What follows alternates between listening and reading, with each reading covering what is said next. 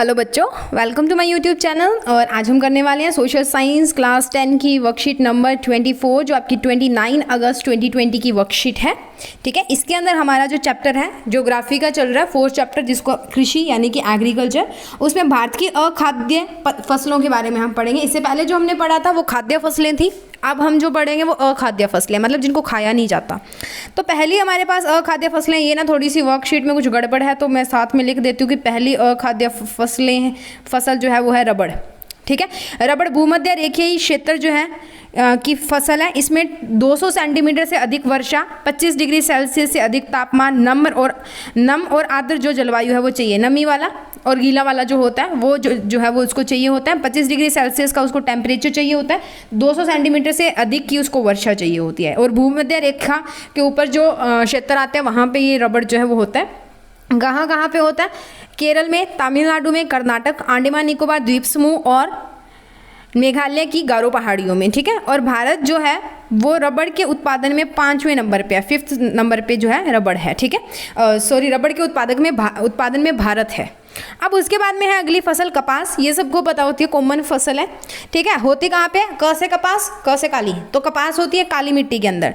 दक्कन पठार के शुष्क स्तर मतलब ड्राई, सूखे भागों में काली मिट्टी इसके उत्पादन के लिए उपयुक्त मानी जाती है। उच्च तापमान, बहुत उसको हाई टेम्परेचर चाहिए होता है। हल्की वर्षा, ठीक ठाक सी नॉर्मल जो रेन होती है वो चाहिए होती है। 210 पाला रहित दिन और खुली धूप की आवश्यकता होती है, यानी कि 210 इसको जो समर डेज हैं वो चाहिए होते हैं, यानी कि जिसके अंदर सर्दी ना हो, पाला ना हो। ठीक है, यानी कि टेम्परेचर हाई होना चाहिए और खिली धूप होनी चाहिए। अगर बादल आएगा तो जो इसके पौधे हैं वो काले होने शुरू हो जाते हैं, पत्तों के ऊपर काला काला लिक्विड सा जो है वो गिरना शुरू हो जाता है। ठीक है, उसके बाद में होते कहाँ पे? महाराष्ट्र, गुजरात, मध्य प्रदेश, कर्नाटक, तमिलनाडु, पंजाब, हरियाणा और उत्तर प्रदेश के अंदर होता है। और ये जो भारत जो है वो जो हमारा पूरे वर्ल्ड में 3रे नंबर पे, 3rd नंबर पे आता है कपास के उत्पादन में। ठीक है, और सबसे पहले जो कपास बोई गई थी वो सिंधु घाटी की सभ्यता के टाइम पे बोई गई थी। ठीक है, उसके बाद हम बात करते हैं जूट की। जूट जिसको पटसन भी बोला जाता है,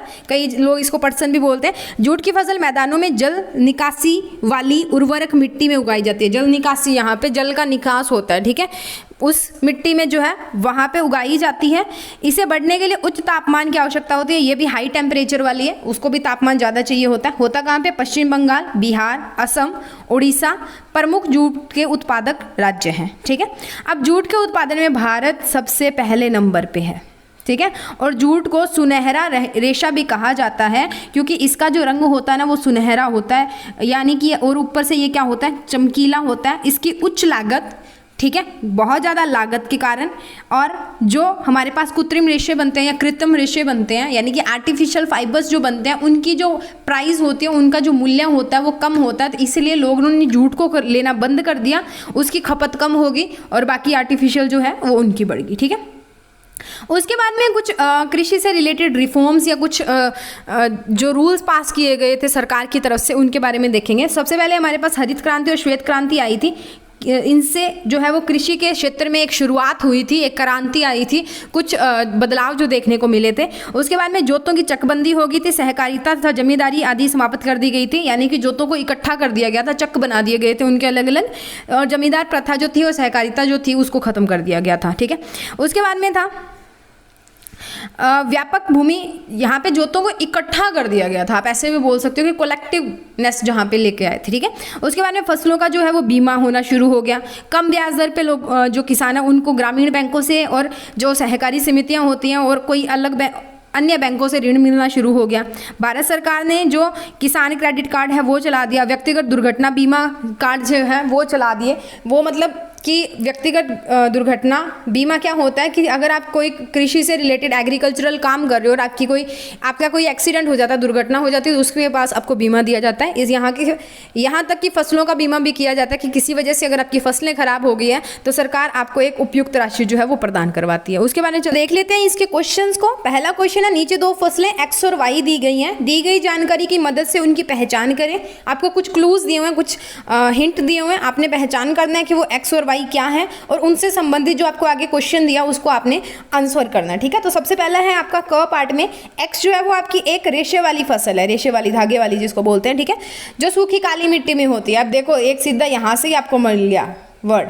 काली मिट्टी, कपास, क से काली मिट्टी, क से कपास, तो काली मिट्टी में कौन होती है? कपास, ठीक है, बाकी हमें पढ़ने की जरूरत ही नहीं है। अब उसके बाद में है भारत में कौन से राज्य कपास के प्रमुख उत्पादक हैं, ठीक है, तो वो है महाराष्ट्र, गुजरात, मध्य प्रदेश, कर्नाटक, आंध्र प्रदेश, तमिलनाडु, पंजाब, हरियाणा और उत्तर प्रदेश, ठीक है। दूसरा है हमारे पास वाई, उसमें है वाई जो है वो रेशेदार फसल है पर ये जमीन पे नहीं उगती।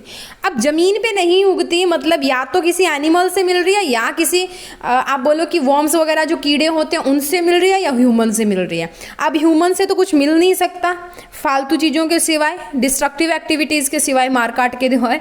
सो ये मिलती किससे? एनिमल से मिलती नहीं, ये मिलती है किससे? कीड़े के कोकून से। अब कीड़े के कोकून से, तो कीड़े से मिलने वाली क्या होती है? सिल्क, ठीक है, रेशम।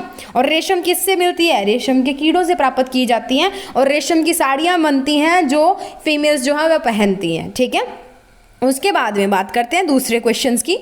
आपको क्या लगता है जूट को सुनहरा रेशा क्यों कहा जाता है? लेना नहीं है, यहाँ पे रेशा आएगा, ठीक है। सुनहरा रेशा क्यों कहा जाता है? मैं करेक्ट कर देती हूँ, आप कर लेना।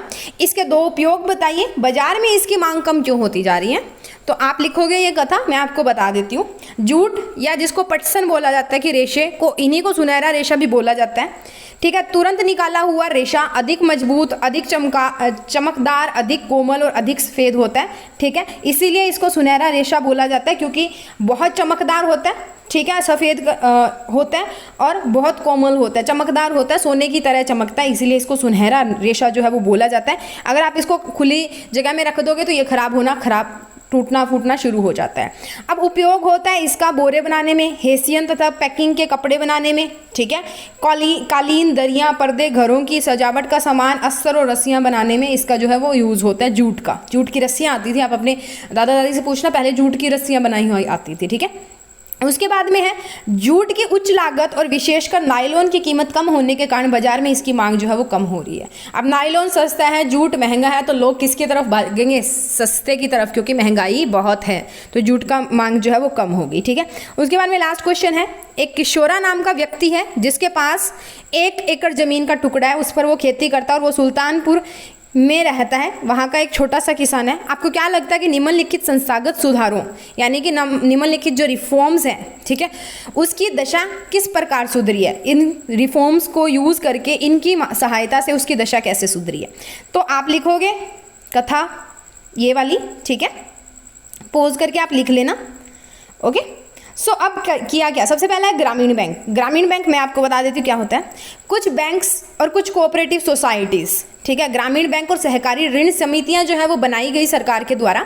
वहाँ पे किसानों को कम दर के ऊपर, कम ब्याज दर के ऊपर जो है वो लोन दिया जाता है ताकि वो अपनी फसलों के लिए खाद, कीटनाशक, फर्टिलाइजर्स यानी कि जो रासायनिक खादें हैं, कोई जैविक खाद है, वो सिंचाई का कोई साधन लगाना है, ठीक है, वो खरीद सके। उत्तम क्वालिटी का बीज लेना, अगर उनके पास पैसे नहीं है तो वो लोन लेके खरीद सकते हैं, ठीक है। कम ब्याज दरों पे दिया जाता है। बट अगर यही लोन वो किसी साहूकार से, किसी जमींदार से लेते हैं या किसी प्राइवेट पीपल से लेते हैं तो उसकी जो ब्याज दर होती है वो ज़्यादा होती है। मेनली होता है क्या, देखो जो ग्रामीण बैंक होते हैं ना वो 3% के ऊपर जो है वो लोन देते हैं, ठीक है, 3% जो है वो लगाया जाता है ब्याज दर।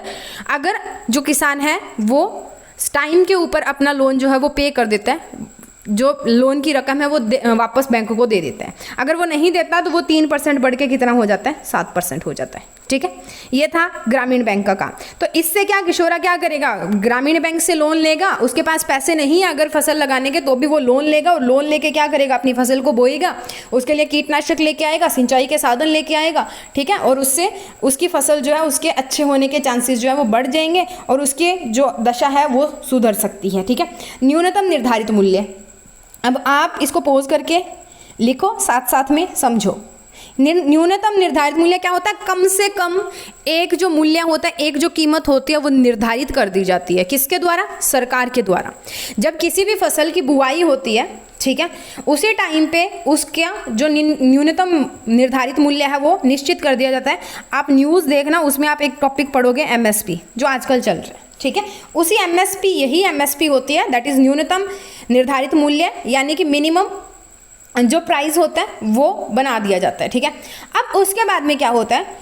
अब ये बनाया क्यों जाता है? न्यूनतम समर्थन मूल्य वह न्यूनतम मूल्य होता है, इसको निर्धारित मूल्य या समर्थन मूल्य कुछ भी बोल सकते हो आप, जिस पर सरकार किसानों द्वारा बेचे जाने वाले अनाज की पूरी मात्रा क्रय करने के लिए तैयार रहती है। यानी कि सरकार अपने हिसाब से दे देगी कि हम मान लो कि 1000 रुपये क्विंटल कोई चीज़ वो लेने वाले हैं, सरकार ने ये चीज़ बोल दी, ठीक है।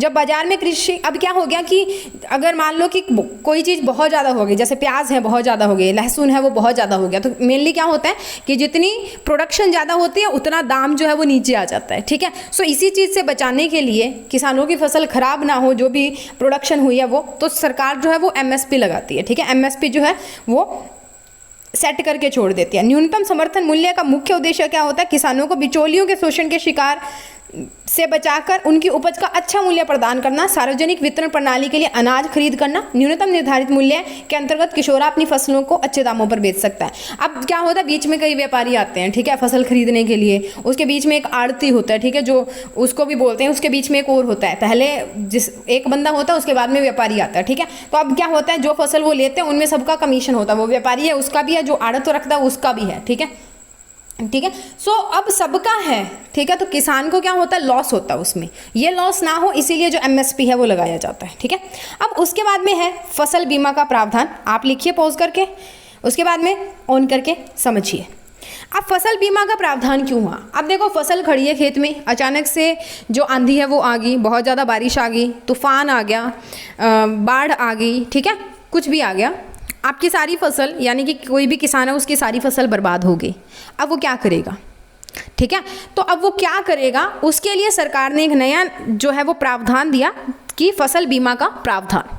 मतलब क्या है कि अगर आपकी फसल किसी भी समस्या के कारण खराब हो जाती है तो सरकार क्या करती है, उसकी भरपाई करती है। आप इंश्योरेंस करा लेते हो, जैसे लाइफ इंश्योरेंस होता है, व्हीकल्स का इंश्योरेंस होता है, ठीक है, जीवन बीमा होता है, या किसी साधन का बीमा होता है, वैसे ही जो हमारी फसल है उसका बीमा होता है। उसमें भी आपको पॉलिसीज, किस्तें जो है वो देनी होती है, और अगर आपकी फसल खराब हो जाती है तो एक निश्चित रकम जितनी की आपकी फसल होती है उसका कवर निकाल लेते हैं, मतलब उसको कवर किया जाता है कुछ ऑफिसर्स के द्वारा, उतना जो है वो उस किसान को दे दिया जाता है जिसकी फसल जो है वो खराब होती है। तो अब किशोरा क्या करेगा, अपनी फसल का बीमा करवाकर फसल में होने वाले नुकसान से बच सकता है। अगर मतलब उसकी फसल खराब भी होगी किसी भी कारण से हो, चाहे वो टिड्डियों के कारण हो, चाहे वो बाढ़ के कारण हो, चाहे वो बहुत ज़्यादा बारिश के कारण हो, चाहे वो आंधी के कारण हो, किसी भी कारण से हो, ठीक है। तो किशोरा की आर्थिक के साथ साथ मानसिक परेशानी भी दूर होगी। उसको टेंशन नहीं रहेगी कि अगर खराब होगी तो मैं खाना कहाँ से खाऊंगा, ठीक है, अपनी फैमिली को कैसे संभालूंगा, ठीक है। तो जमींदारों से लोन लेने की उसको कोई आवश्यकता नहीं होगी कि एक बार फसल खराब होगी तो फिर कर्जा लेके दूसरी फसल को बोना पड़ेगा। नहीं, सरकार उसको